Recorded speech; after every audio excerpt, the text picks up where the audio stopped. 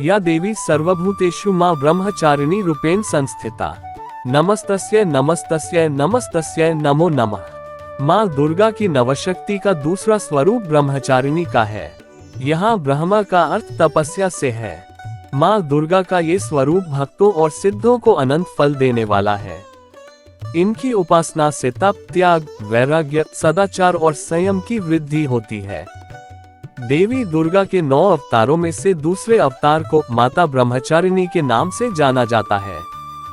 देवी के इस अवतार की पूजा नवरात्रि के दूसरे दिन की जाती है। मां का नाम ब्रह्मचारिणी 2 शब्द ब्रह्म और चारिणी से मिलकर बना है। जहां ब्रह्म का अर्थ है तपस्या, वहीं चारिणी का अर्थ है आचरण करने वाली। अर्थात ब्रह्मचारिणी का शाब्दिक अर्थ है तप का आचरण करने वाली। महादेव को अपने पति के रूप में पाने के लिए की गई कठोर तपस्या के कारण ही देवी के ब्रह्मचारिणी स्वरूप का आविर्भाव हुआ था। तो आइए जानते हैं मां ब्रह्मचारिणी के तप की अनन्य कथा। देवी ब्रह्मचारिणी का स्वरूप अत्यंत शांत एवं मनोरम है। उनके दाएं हाथ में जप की अक्षय माला और बाएं हाथ में कमंडल सुसज्जित है। इस स्वरूप में माता बिना किसी वाहन के नजर आती हैं। नवरात्रि के पावन त्योहार के दूसरे दिन माता ब्रह्मचारिणी की विधिपूर्वक पूजा होती है। देवी ब्रह्मचारिणी के महात्म्य की कथा महादेव के प्रति उनके प्रेम और निष्ठा से जुड़ी हुई है। मां दुर्गा का यह अवतार मनुष्य को निष्ठा और वैराग्य की सीख देता है। उनकी महिमा की इस कथा का उल्लेख देवी भागवत महात्म्य और मार्कंडेय पुराण के कुछ जगहों पर मिलता है। धार्मिक कथाओं के अनुसार प्रजापति दक्ष ने कनखल में एक विराट यज्ञ का आयोजन किया था। महादेव के प्रति मन में विरोध और ईर्ष्या का भाव होने के कारण उन्होंने महादेव और देवी सती के अलावा उस यज्ञ में सभी को आमंत्रित किया। जब देवी सती को इस यज्ञ के बारे में पता चला तो उन्होंने यज्ञ में पहुंचकर अपने पिता से ऐसा करने का कारण पूछा। इस पर प्रजापति दक्ष ने अपनी पुत्री और महादेव को अपशब्द कहे और इस अपमान से व्यथित होकर देवी सती ने भगवान शिव का ध्यान करते हुए योगाग्नि द्वारा अपना देह त्याग दिया। माता सती के आत्मदाह के बाद समस्त सृष्टि जैसे श्रीहीन हो गई थी और महादेव भी उदासीन हो गए थे। देवताओं ने महादेव की ऐसी हालत और दानवों के उपद्रव से त्रस्त होकर आदिशक्ति का ध्यान किया। तब देवी आदिशक्ति ने सभी देवगणों को आश्वस्त किया कि वह बहुत जल्द पर्वतराज हिमालय के घर कन्या रूप में अवतरित होंगी। यही कारण है कि कालांतर में देवी ने हिमालय और मैना के घर जन्म लिया। पर्वतराज की पुत्री होने के कारण देवी पार्वती शैलपुत्री कहलाई। ऐसी मान्यता है कि एक बार हिमालय ने देवर्षि नारद से देवी पार्वती की जन्म पत्रिका को ठीक से जांच करने का आग्रह किया था। देवर्षि ने देवी पार्वती की जन्म पत्रिका देखकर ये बताया कि आगे जाकर वह त्रिलोक के स्वामी महादेव की संगिनी बनेंगी। जब इस बात का पता देवी पार्वती को चला तो उन्होंने वन में जाकर महादेव की कठोर तपस्या करना शुरू कर दिया। इस कठोर तपस्या के दौरान देवी ने भोजन स्वरूप सिर्फ फल और फूलों पर निर्वाह किया। तत्पश्चात उन्होंने सूखे बिल्व पत्रों को ग्रहण करते हुए अपनी तपस्या को जारी रखा। एक समय ऐसा भी आया जब देवी निर्जला और निराहार महादेव की तपस्या में लीन थीं।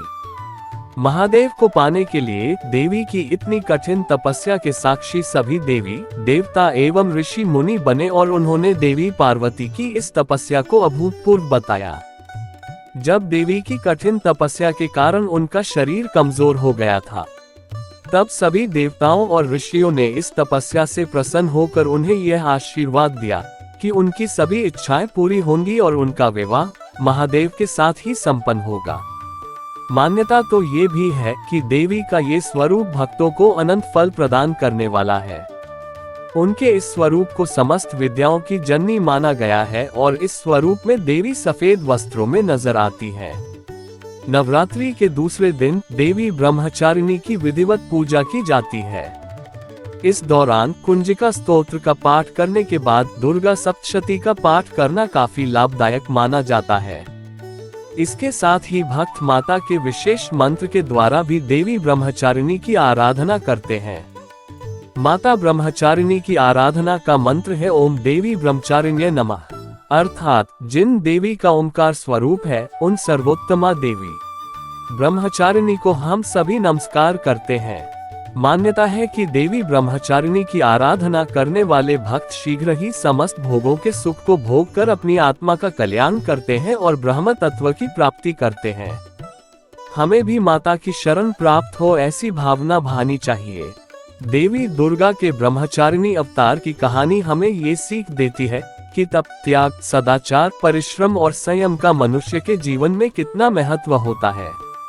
मनुष्य अगर कठोर परिश्रम करते हुए अपना जीवन यापन करे तो उसे अपने मनोवांछित फल की प्राप्ति अवश्य होती है।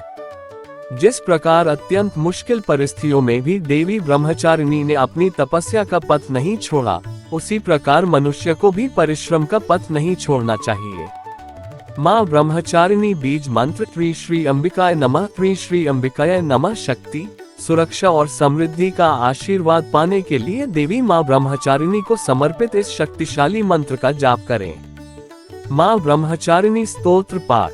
तपश्चारिणी त्वन्हि तापत्रय निवारणी, ब्रह्मरूपधरा ब्रह्मचारिणी प्रणमाम्यहम्। शंकर प्रिया त्वन्हि भुक्ति मुक्तिदायिनी, शांतिदा ज्ञानदा ब्रह्मचारिणी प्रणमाम्यहम्। माँ ब्रह्मचारिणी का भोग।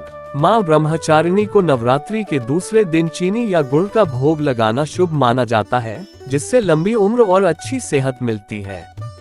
आप चीनी गुड़ से बनी मिठाई, दूध और पंचामृत का भोग भी लगा सकते हैं।